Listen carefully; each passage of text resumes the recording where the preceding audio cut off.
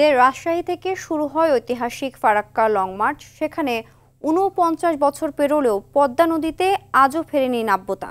পাওয়া যায়নি ভারতের কাছ থেকে পানির ন্যায্য হিস্সা। নাব্যতা হ্রাসের কারণে অর্থনৈতিক, সামাজিক, জীববৈচিত্র্যগত, জলবায়ুগত এবং আন্তঃরাষ্ট্রীয় যে বাণিজ্যিক ক্ষতি হচ্ছে, সে বিষয়ে সরকারি বা বেসরকারি পর্যায়ে কোনো সমীক্ষাও নেই। আমির ফয়সালের প্রতিবেদন, জানাচ্ছেন লামিয়া তানজিল মাহমুদ।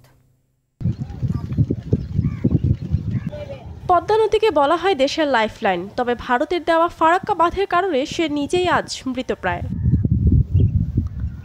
১৯৭৬ সালের ১৬ মে মওলানা আব্দুল হামিদ খান ভাসানীর নেতৃত্বে রাজশাহী থেকে ফারাক্কা অভিমুখে বিশাল লং মার্চ কালের পরিক্রমায় হয়ে উঠেছিল আন্তর্জাতিক ইস্যু। বহির্বিশ্বের চাপে ১৯৭৭ সালে প্রথম ফারাক্কা চুক্তি স্বাক্ষর করতে বাধ্য হয় ভারত। এরপর ৮২ ও ৮৫ সালে দুদফা পানি বন্টনের চুক্তি হলেও পরে তা আর নবায়ন হয়নি। পানি নিয়ে যে বিশাল লং মার্চ হতে পারে, পৃথিবীর মানুষ প্রথম প্রত্যক্ষ করেছিলেন। তারপরে এই ফারাক্কা শুরু হলো ৭৫-এ, ওই ক্যানেল কেটে ওখান দিয়ে পানি নিয়ে গিয়ে ভাগীরথীতে ভারত অন্যায়ভাবে এই গঙ্গার পানি নিয়ে চলে গেল, এবং যেসব জায়গায় পানি নিয়ে কনভেনশন হচ্ছিল সেসব জায়গায় এই ফারাক্কা ইস্যুটা উত্থাপন হলো। হতে হতে জাতিসংঘের একটা অধিবেশনও উত্থাপন হলো, আর এই ৫ বছর মেয়াদি চুক্তিও শেষ।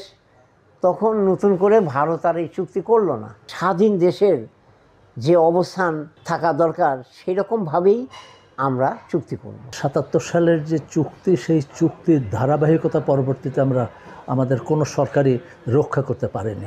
পরবর্তী যত সরকার এসছে এবং চুক্তি বিভিন্নভাবে যা নবায়ন হয়েছে, সেখানে দেশের স্বার্থ জলাঞ্জলি দেয়া হয়েছে। সামনের বছর যে নতুন চুক্তি হওয়ার সম্ভাবনা আছে, সেখানে আমরা আশা করছি যে আমরা আমাদের স্বার্থ নিয়ে দর কষাকষি করতে পারবো। বছরে বেশিরভাগ সময় নদীতে পানি না থাকায় নেই মাছের পর্যাপ্ততা। এতে আর্থিক সংকটে পড়েছেন মৎস্যজীবীরা।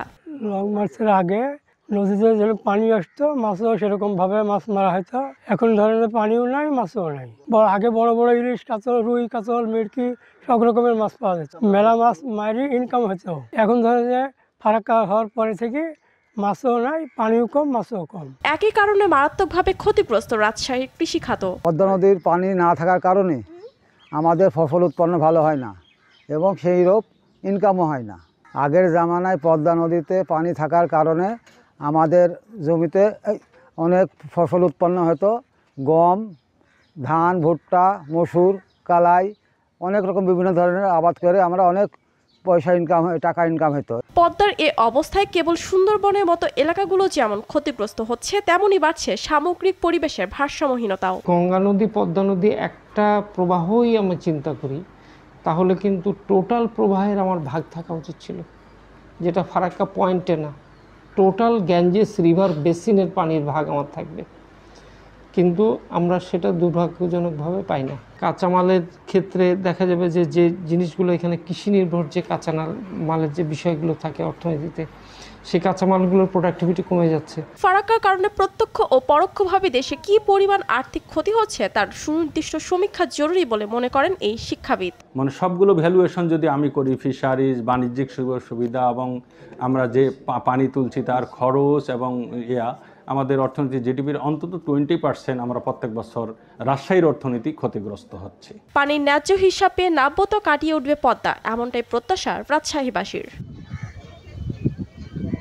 লামিয়া তানজিল মাহমুদ, RTV।